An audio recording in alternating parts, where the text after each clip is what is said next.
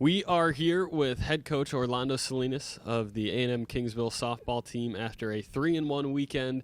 That win streak did finally come to an end, but it was 14 games, and you swept St. Edward's on Friday. You split with St. Mary's on Sunday. Thoughts overall from the weekend?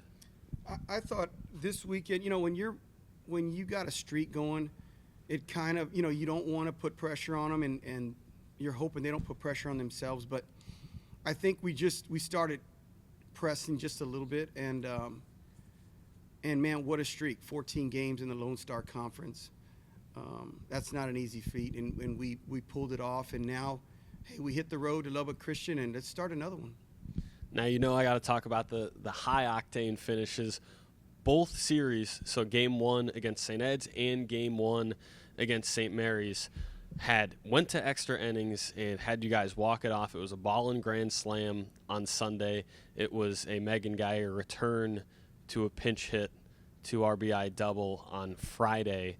I mean, what do you think about your team performing in those big late moments, and just your team? I think now is 3-2 on the year in extra innings. How do you feel, getting in those close games late?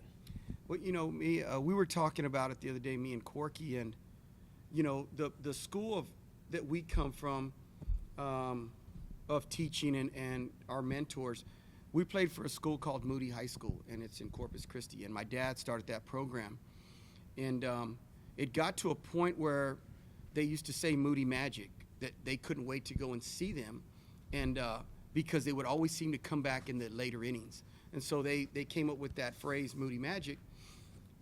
And it seems like that's what's starting to happen here, where we believe that we're not out until the last pitch, last out is made. And so even if we're down, the energy, the vibe is about, we're not done yet, we're not done yet, and make sure you stay for the 7 innings because we are capable of coming back. So it puts a lot of stuff in perspective for us, that's the school that we came from. And I guess, they're starting to buy into that vibe, and man, I give all the credit to the girls. They're really buying in, and they're working hard.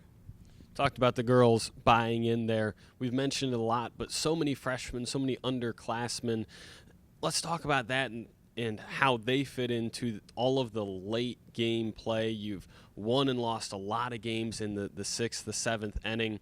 How do you feel, especially with the trajectory there of a lot of those losses late in innings or late in games were early in the season? A lot of the wins late in games are later in the season. How do you feel the young side of the roster is progressing there?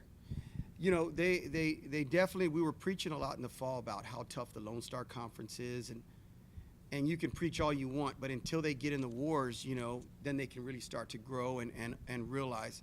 Last year, we told them we won 24, 25 games last year, but we lost 15 by 1 run, and so I told them, hey, we've got to get better at that. We've got to understand that we've got to play to the last out and close it out. And so we had a little phrase we would say was finish, so when we would break, we'd say finish, and that's what we're doing this year. We feel like the underclassmen are understanding that it's a different game from high school, and if you don't do it, the next person will, and so they're kind of like feeding off each other. The energy is really flowing, but the young freshmen and sophomores, they're growing right in front of our face, and it's exciting to know that it's only the beginning. It's gonna only get better. Now, offensively, we've talked a lot about how good you guys have been in that department. You are number 11 in the country in runs per game, just over 7.3 per contest. You're also top 21 in on base and in slugging. How do you feel about the offense overall? What do you think has worked for you guys, not worked for you guys so far this season? On the offensive side, again, me and Corky, and we come from the baseball world, right? We coached a long time in the baseball world. I coached for my dad, and so our big deal through the years is we're figuring out this whole softball, the softball game, because it's the same, but it's different. So the movement of the pitches, there's nothing that's straight. So we really are getting our girls adapted to hitting movement. And so we've got a system in place that we're doing, and we're hitting a lot of movement. And the more you see the movement, well, the better you're going to be at making contact. And so we've really feel like we've grown in that department as far as what we're going to see, what to expect during these games. And our scouting has been spot on, and our hitters understand what they're going to see in the contest. And they're growing. They're growing, and they're hitting movement. And to be ranked in the nation in runs scored, that tells you they're hitting with runners on. And we had a problem with that last year. And this year, when runners get in scoring position, we're driving them in, and it's really fun to see that we've got 5 or 6 girls that have a lot of RBIs, and they're driving the runs in, and hitting is contagious, and we're putting the bat on the ball. The numbers, by the way, are 19th in the nation in on-base percentage, 21st in on-base plus slugging, in addition to the 11th in the nation in runs per game. You mentioned at the beginning, just a couple of minutes ago, looking ahead now, you're on the road.